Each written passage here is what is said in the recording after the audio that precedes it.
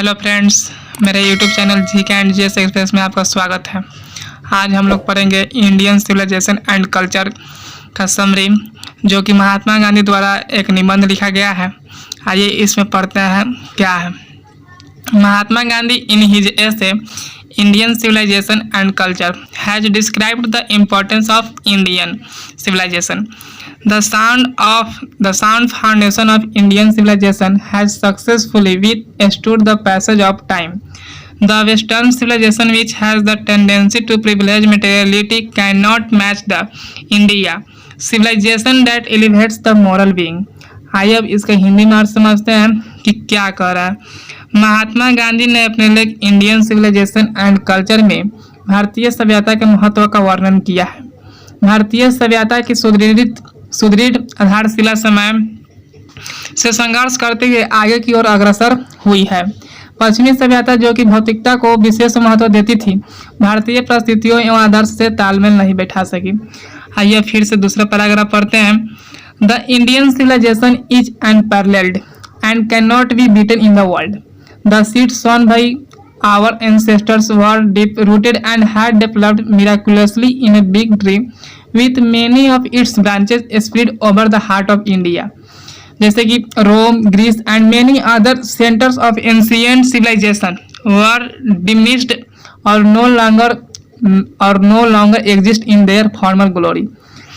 Japan has become westernized and China has also shifted from its past culture. Civilization points out man the path of duty, performance of duty and observance of morality are exchangeable. आइए इसके हिंदी में और समझते हैं कि कहना क्या चाह रहा है। भारतीय सभ्यता अद्वितीय है तथा उसे विश्व में पराजित नहीं किया जा सकता। हमारे पूर्वज द्वारा जिस बीज का रोपण किया गया था, उसकी जड़ अत्यंत गहरी थी तथा कालांतर में चमत्कारी रूप में एक बड़े वृक्ष के रूप में विकसित हुआ तथा इसकी अनेक शाखाएं भारत के हृदय स्थल पर फैल गई। प्राचीन सभ्यता के रोम, ग्रीक तथा अनेक केंद्र या तो दुर्बल हो गए अथवा अपने प्राचीन गौरव को अक्षुण्ण नहीं रख सके। जापान ने पश्चिमी सभ्यता को अंगीकार कर लिया। चीन भी अपनी प्राचीन संस्कृति से भटक गया तथा उसे त्याग दिया। आइए अब दूसरा पैराग्राफ पढ़ते हैं। उसमें क्या कह रहा है।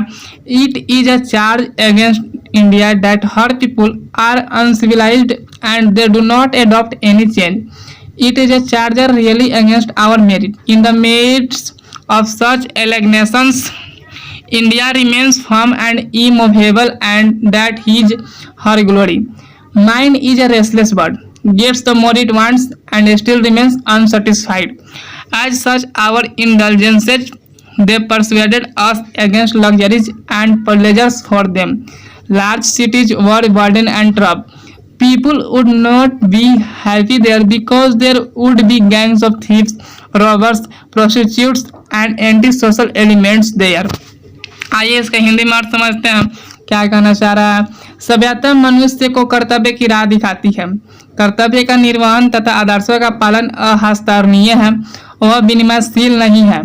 भारत पर यह आरोप लगाया जाता है कि यहाँ का जन समुदाय असभ्य है तथा वे किसी परिवर्तन को स्वीकार नहीं करते हैं, अर्थात वे स्वयं में बदलाव नहीं लाना चाहते। वस्तुतः यह आरोप हमारी प्रतिभा के विरुद्ध लगाया गया है। इन आरोपों के बावजूद भारत अटल तथा दृढ़ बना हुआ है तथा यही इसका गौरव तथा प्रताप है। यह एक तथ्य है कि मस्तिष्क एक अशांत पक्षी है। जितना अधिक उसे दिया जाता है उतना ही अधिक वह चाहता है, अर्थात उसकी इच्छाएं अनंत है, वह उसके पश्चात भी असंतुष्ट बना रह जाता है। इसी कारण हमारे पूर्वजों ने हमारी सलीमता की सीमा निश्चित कर दी थी। उन्होंने हमें विलासिता तथा आनंद के विरुद्ध चिताया। उनके अनुसार नगर एक प्रकार का फांदा तथा बोझ है। लागत वहाँ नगरों में सुखी नहीं रह सकते क्योंकि लोग वहाँ नगरों में सुखी नहीं रह सकते। कृपया वहाँ लागत को लोग बना लीजिएगा, मिस्टेक हो गया है टाइपिंग में। लोग वहाँ नगरों में सुखी नहीं रह सकते क्योंकि वहाँ चोरों, डाकुओं, अनैतिक आचरण वाली युवतियों तथा असामाजिक तत्वों का बाहुल्य है। आइए अब दूसरा पैराग्राफ पढ़ते हैं।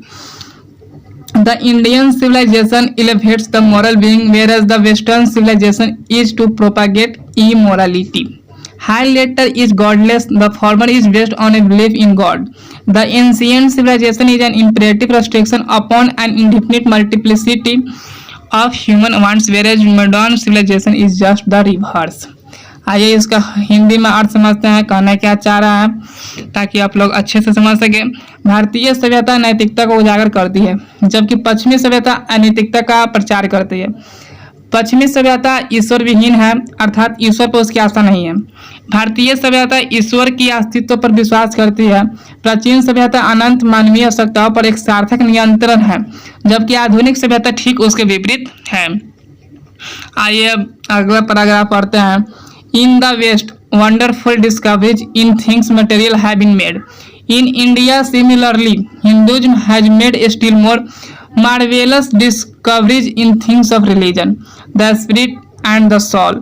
There is something in Hinduism that has kept alive up till now. It has witnessed the fall of so many civilizations like Babylonia, Syria, Egypt and so on. आइए इसका हिंदी में अर्थ समझते हैं। पश्चिमी देशों में भौतिकवादी वस्तुओं से संबंधित आश्चर्यजनक आविष्कार हुए हैं, उसी प्रकार हिंदुत्व से भी अधिक गौरवपूर्ण एवं आश्चर्यजनक अन्वेषण धर्म, आत्मा तथा अंतःकरण से संबंधित क्षेत्रों में किए हैं। हिंदुत्व में ऐसा कुछ विशेष तत्व है जिसने इसे जीवित बनाए रखा है, जिसने जैसे बेबीलोन, सीरिया, मिस्र आदि अनेकों सभ्यताओं का पता देखा है। आवर सिविलाइजेशन, अगला पैराग्राफ है यह। Our civilization, culture and swaraj depend upon restricting wants and self-esteem. Daniel, instead of multiplying our wants and self-indulgence, European civilization is suited for the European and will ruin us, India, if we copy it. Civilization in the real sense of the terms consists of the deliberate and voluntary restriction of wants, not in the multiplication, as already mentioned. It is necessary to arrange our physical and cultural circumstances so that they do not become an obstacle in our service to humanity, and all our energies should be concentrated to develop them. आइए इसके हिंदी में अर्थ समझते हैं।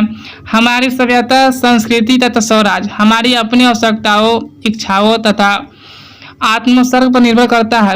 अपनी अनियंत्रित आवश्यकताओं, इच्छाओं की वृद्धि असलिमता से कदापि संभव नहीं है।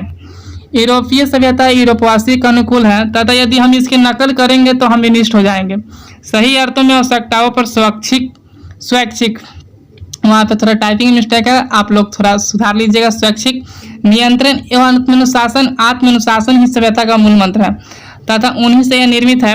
अपनी भौतिक तथा सांस्कृतिक आवश्यकताओं को यथास्थान सजाना अति आवश्यक है ताकि हमारे द्वारा मानवता की सेवा में वे बाधक नहीं बन सके, साथ ही हमारी समस्त ऊर्जा इनके विकास में समाहित तथा एकत्रित हो सके। Guys, I hope you are बहुत अच्छे से समझे होंगे आप। इसके बाद अगला summary Bharat is my home होगा, जो कि डॉक्टर जाकिर हुसैन द्वारा लिखा गया है। अगर यह समरी या वीडियो अच्छा लगा हो तो हमारे चैनल को सब्सक्राइब करें, बेल आइकन दबाएं, कमेंट एवं अपने दोस्तों में शेयर करें।